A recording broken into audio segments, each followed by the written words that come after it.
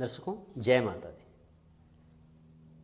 या देवी सर्वभूतेषु सर्वशक्ति स्वरूपिणी नमस्तस्यै नमस्तस्यै नमस्तस्यै नमो नमः। दर्शकों, हम बात कर रहे हैं धनु राशि की, अर्थात धनु लग्न।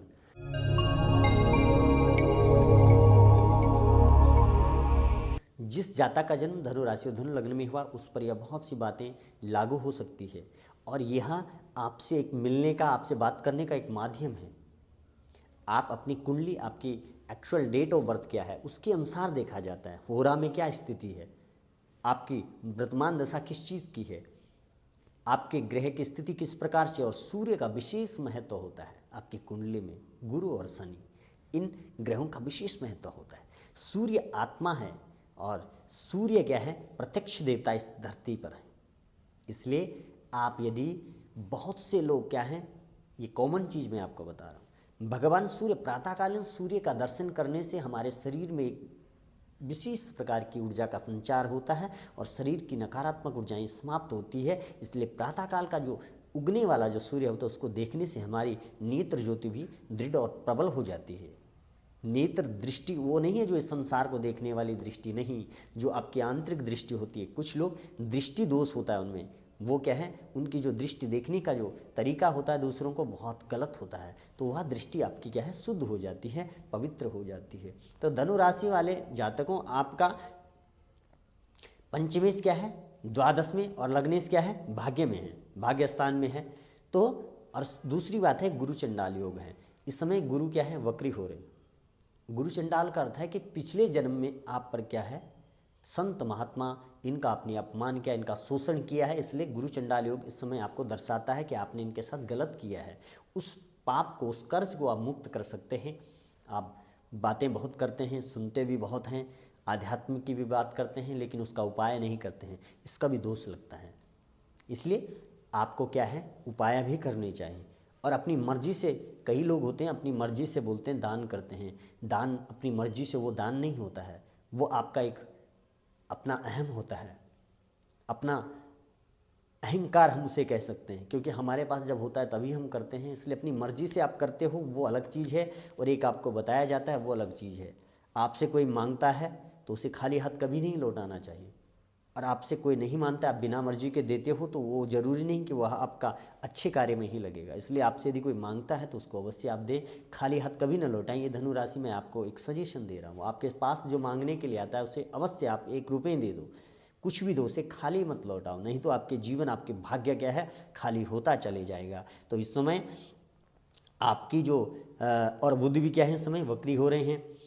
तो आपका इस समय जो सबसे मेन पॉइंट है वो आपका भाग्य क्या है, प्रबल है, और बुद्धि का भी आपको पूर्ण सहयोग इस समय मिल सकता है यदि आप विचारों को सही दिशा की ओर चिंतन में लाते हैं। उदाहरण है सही दिशा का चिंतन का, तो मैं आपको समझाना चाहता हूँ, समझ लो कि चिंतन का अर्थ है कि आपसे कोई व्यक्ति गलत व्यवहार कर रहा है, आपने उसके साथ पहले बहुत अच्छा किया, आज वो आपके साथ गलत कर रहा है, तो आप अपनी बुद्धि को चिंतन में कि मैं इसके साथ अब नहीं करूँगा अच्छा, मैं इसके साथ, मैंने तो इसका बहुत अच्छा किया, ये मेरे साथ बुरा कर रहा है। तो चिंतन का अर्थ है कि यदि वो व्यक्ति अभी आपके साथ गलत कर रहा है, आपने उसके साथ अच्छा किया है, तो अभी ये सोचिए कि परमात्मा ने इसको दुख दिया है, या परमात्मा इसके साथ, इसको बुद्धि इसकी गलत कर दी है, क्योंकि ये पहचान नहीं रहा मैंने इसके साथ अच्छा किया फिर भी मेरे साथ अच्छा नहीं। आपके विचार उस व्यक्ति के प्रति अच्छे होने चाहिए, ये बुद्धि का परिवर्तन है। मैं सकारात्मक सोच की बात कर रहा हूँ इसको, कि आपने अच्छा ही सोचना है, वह सामने वाला क्या सोचता है उसका परिणाम उसे मिलेगा, ये निश्चित है। और आप एक और कटु सत्य सुनिए, यह जो धरा है, यह पृथ्वी है, इस पर आपका जो वर्तमान है वही स्वर्ग और नरक दोनों हैं। आप पुण्य करोगे तो आपको पुण्य का फल, मैं आपको गारंटी के साथ कहता हूँ, मिलेगा, और आप पाप करोगे तो आपको उसकी सज़ा यहीं मिलेगी, कहीं और नहीं मिलेगी। जो पाप करता है बहुत पापी होता है। आपने देखे होंगे बहुत से जो लोग होते हैं, बहुत से लोगों की जाने ले लेते हैं, खेल होता है उनके लिए।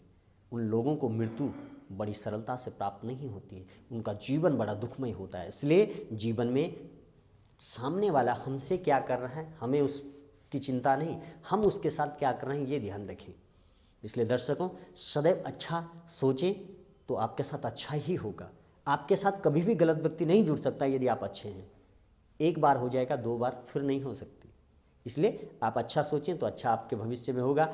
और धैर्य का इस समय आपने साथ रखना है, धैर्य से आपने कार्य करने हैं, घबराना नहीं है। परेशानी आएगी उसको टालना है, और परेशानी कोई इतनी बड़ी नहीं आने वाली, सिर्फ धैर्य का परीक्षा का समय है।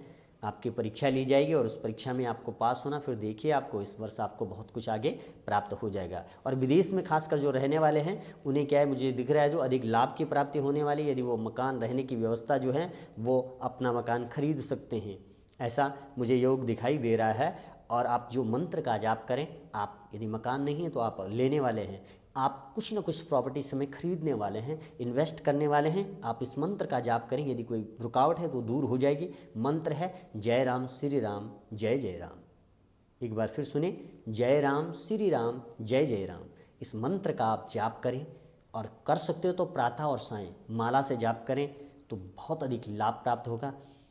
बड़ी श्रद्धा और विश्वास से आप लोग इन जो उपाय मैं देता हूँ उसे करें, क्योंकि हम जो भी मैं यहाँ पर बोलता हूँ एक विशेष पाठ करने के बाद ही बोलता हूँ, क्योंकि जो लोग हैं उनके बहुत से दोष मात्र शून्य मात्र से समाप्त हो जाते हैं जीवन में। बहुत सी आप जब सुनोगे तो आपके उसके बाद बहुत कुछ आपके जीवन में परिवर्तन आ जाएगा।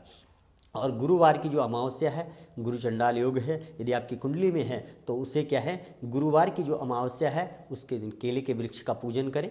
केले के वृक्ष में आप केसर युक्त हल्दी, चने की दाल थोड़ा डाल करके केले की जड़ में जल आप डालिए, और ब्राह्मण का पूजन करें। ब्राह्मण को यथाशक्ति दान दक्षिणा यदि आपके नज़दीक हुए हैं तो उन्हें दे सकते हैं आप, उससे भी आपका बहुत अधिक आपको लाभ प्राप्त होगा। और ब्राह्मणों का, संत महात्माओं का सदैव सम्मान करें, आपको बहुत अधिक लाभ प्राप्त होगा। मैं कामना करता हूँ आपके जीवन एक उज्ज्वलमय जीवन आपका बने, आपके जीवन की सभी बाधाएं दूर हो और आपको सद्बुद्धि प्राप्त हो और आप सत्य के मार्ग पर चलें, आपका जीवन आनंदमय बीते, मैं ऐसी कामना करता हूँ। दर्शकों, जय माता दी।